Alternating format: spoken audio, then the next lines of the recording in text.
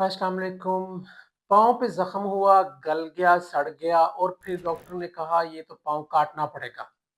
Sugar वाले मरीज़ आम तौर पे आपको ये घरों में देखना पड़ता है। इसके लिए आपको अगर थोड़ी-सी एहतियातें और तदाबीर पहले ही ज़िंदगी में अपना लें तो बड़े-बड़े नुकसान से बच सकते हैं। मैं आपको आज पाँव के ज़ख्म होने की वजह, उसकी केयर और पाँव कटने से बचने के तरीकों के बारे में थोड़ा-सा बताता हूँ।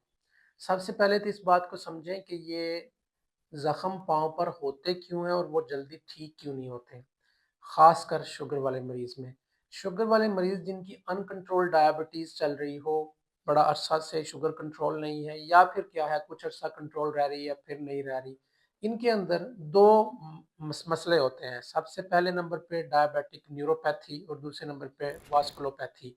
यानी कि खून वाली नालियाँ जो हैं वो खून की सप्लाई पाँव में नहीं दे पाती और जो सेंसरी सिस्टम है जिससे बंदे को टच, हीट और पेन ये महसूस होता है जिस्म पे, शुगर की वजह से वो महसूस होना बंद हो जाता है। जिस वजह से बंदा पाँव उस तरह से ख़्याल नहीं रख रहा होता जितना आम बंदे को जिसके पाँव पे कुछ भी कोई कीड़ी भी चलती है बंदे को महसूस होता है। लेकिन अगर एक बंदा शुगर वाला जिसको कील भी चुभ जाएगा उसको पेन महसूस ही नहीं होता। इस वजह से ज़ख्म जब होता है, ये दर्द जो है ये बंदे का दिफ़ाई निज़ाम है। आम बंदे को जब पाँव पे थोड़ी-सी चोट लगती है, तो वो फ़ौरी के फ़ौरी उसकी पेन की वजह से वो कुछ न कुछ बंदोबस्त करता है उसका हल करने का। अब एक बंदा जिसके पाँव पे ज़ख्म हुआ छोटा-सा और उसका पेन ही उसको नहीं हो रहा, जब पेन नहीं हो रहा तो वो उस पर ख़ातिरख़्वाह तवज्जो नहीं देगा। और जब वो ज़ख्म हो जाता है महसूस ना होने की वजह से और खून की सप्लाई ना होने की वजह से वो भरता नहीं है। वो हील नहीं हो रहा होता, उसके ऊपर फिर जरासीम जब लगते हैं तो उन जरासीमों की वजह से वो इन्फेक्टेड हो जाता है और रेशा पैदा होना शुरू हो जाता है। यहाँ पर एक बात बड़ा गौर तलब है, लोग कहते हैं कि डॉक्टर साहब ये 1 साल तो ਸੀਗਾ ਜ਼ਖਮ ਛੋਟਾ ਜਿਹਾ ਭਰਦਾ ਨਹੀਂ ਸੀਗਾ ਲੇਕਿਨ ਕਦੀ ਇਹ ਫੈਲਿਆ ਨਹੀਂ ਸੀ ਤੇ ਇੱਕਦਮ ਕੀ ਹੋਇਆ ਵਾ ਕਿ 2-3 ਦਿਨਾਂ ਦੇ ਵਿੱਚ ਅੱਧਾ ਪੈਰ ਜਿਹੜਾ ਵਾ ਉਹ ਸੁੱਜ ਗਿਆ ਵਾ ਤੇ ਫੁੱਲ ਗਿਆ ਵਿੱਚ ਰੇਸ਼ਾ पै गया। एकदम क्या हुआ? देखें कई-कई अरसा तक ज़ख्म छोटे-छोटे से मौजूद रहते हैं, लेकिन क्या है कि इस नीचे कनेक्शंस होते हैं, बॉडी के पार्ट्स, उँगलियाँ, उँगलियों से आगे पाँव का कुछ मेन हिस्सा और फिर ऊपर से एंकल जॉइंट, घुटना तक फिर ऊपर सारा जो है ना, ये नीचे-नीचे कनेक्शंस हैं। एक जगह पर अगर ज़ख्म है, वो उसके ऊपर अगर ज़्यादा जरासीम नहीं जा रहे हैं, तो वो इन्फेक्टेड नहीं हो रहा। जिस दिन इन्फेक्टेड होगा, दिन दुगनी रात चौगुनी तरक्की करके ये इतनी तेज़ी से फैलेगा कि 2-3 दिन में ही इतना खराब हो जाएगा कि डॉक्टर कहेंगे कि अब तो कोई हाल ही नहीं रहा। अब इसमें देखें कर क्या सकते हैं? सबसे पहले नंबर पे एक रिसर्च है जो ये कहती है कि जिस दिन बंदे को पता चलता है कि मुझे शुगर हो गई हुई है, उस दिन तक मोर देन 90% खून की वो नालियाँ जो दूर-दूर पेरिफेरल एरियाज़ में यानी कि हाथों और पाँव के पास हैं, वो वाली नालियाँ ऑलरेडी खराब हो चुकी होती हैं। 90% अब उससे आगे जो वो खून की नालियाँ हैं, वो किस तरीके से सँभालनी है, जितना शुगर कंट्रोल करेंगे उतना ही सही वो सँभलेंगी। अगली बात आ जाए कि ये हम डॉक्टर्स मरीज़ों को ये कहते हैं जिस तरह आप अपने चेहरे की हिफ़ाज़त करते हैं, इसी तरीके से अपने पाँव की हिफ़ाज़त किया करें। अगर इतना ही ख़्याल रखेंगे तो कभी आप उस पे ज़ख्म नहीं होने देंगे, कभी उसको मैला नहीं छोड़ेंगे, उसकी सफाई का इंतज़ाम रखेंगे।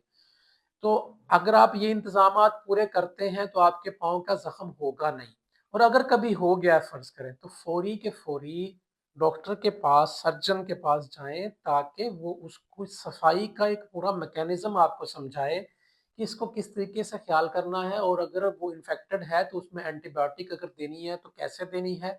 अगर आप इंसुलिन डिपेंडेंट हैं या गोलियाँ खा रहे हैं तो आपकी मेडिसिन को वो रिव्यू कर सके कि ये जो अद्वियात आप ले रहे हैं उसके साथ आपकी शुगर कंट्रोल में भी है कि नहीं है। उससे अगली बात ये है कि टाँगों का एक अल्ट्रासाउंड बड़ा ज़रूरी होता है। इसमें हमने देखना होता है कि खून की सप्लाई आपके पाँव को ठीक जा रही है कि नहीं। वो कलर डॉपलर एक फ्लो चेक करने के लिए अल्ट्रासाउंड होता है टाँगों का, वो करवाना चाहिए ताकि पता चले कि खून की सप्लाई अगर सही जा रही है तो मतलब ये कि आपके ज़ख्म के हील होने का प्रोसेस आसानी से हो सकता है। लेकिन अगर वो सप्लाई सही नहीं जा रही तो वो आपका ज़ख्म ठीक नहीं होगा। अगली बात आ जाए अगर ज़ख्म हो गया है और इन्फेक्टेड हो गया है, अगर वो इन्फेक्टेड है, रेशा पड़ा हुआ है, तो आपको अल्ट्रासाउंड के बाद डॉक्टर ने बता दिया कि आपकी खून की नालियाँ 50% 60% या 70% चल रही हैं, तो फिर क्या है कि ایک اچھا सर्जन ढूँढें, जो आपके पाँव का ख़्याल कर सके. अगर वो डॉक्टर आपसे कहें कि आप एडमिट हों, हम सुबह, दोपहर, शाम 3 दफ़ा इस ज़ख्म की सफाई करेंगे ठीक तरीके के साथ, और इसमें से जो रेशा है उसका सैंपल कल्चर के लिए भेजेंगे.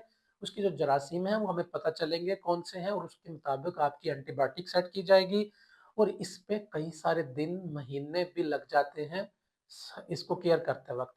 और अगर आप उसकी उतनी केयर करवा लें, उसकी सफाई करवाते रहें, तो यकीनन यकीनन पाँव कटने से बच जाता है.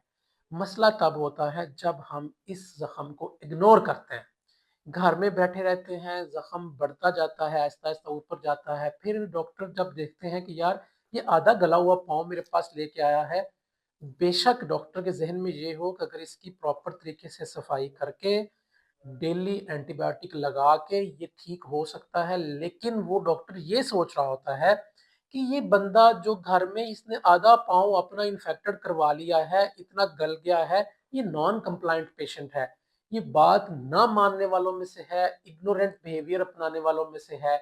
इस बंदे को अगर फर्ज करें मैंने अभी इसी हालत में ये समझा के भेजा कि आप सफाई करेंगे अच्छे से और ये जख्म के लिए एंटीबायोटिक इंजेक्शन लगाएंगे तो ये ठीक हो जाएगा, तो घर में जाके इसने फिर दोबारा इग्नोरेंट बिहेवियर अपनाना है. अभी तो आधा पाँव है, कुछ देर अगर ऐसे ही रहा ये और ऊपर चढ़ता जाएगा तो फिर नी जॉइंट तक पहुंच जाएगा, तब इसकी पूरी टांग काटनी पड़ेगी. तो अब बेहतर ये है कि मैं अभी इसको कह दूं कि भाई अपने पाँव का अगला हिस्सा जो है ना वो आधा कटवा लो ताकि ऊपर तक बात ना जाए. आपका रवैया कभी-कभी आपके पाँव को कटवाने की वजह बन जाता है. इसलिए क्या है कि शुरुआत में पकड़ेंगे यहाँ तक जाएगा नहीं. अगर खुदा ना खास्ता चला गया है तो अभी कम से कम होश के नाखून ले लें और अपने डॉक्टर से कहें कि सर जैसे आप कह रहे हैं हम वैसा करेंगे, एक दफ़ा आप हमारे इस पाँव को बचाने के ट्रायल दे के देख लें. हजूम नहीं, कौम बनिए. बहुत शुक्रिया.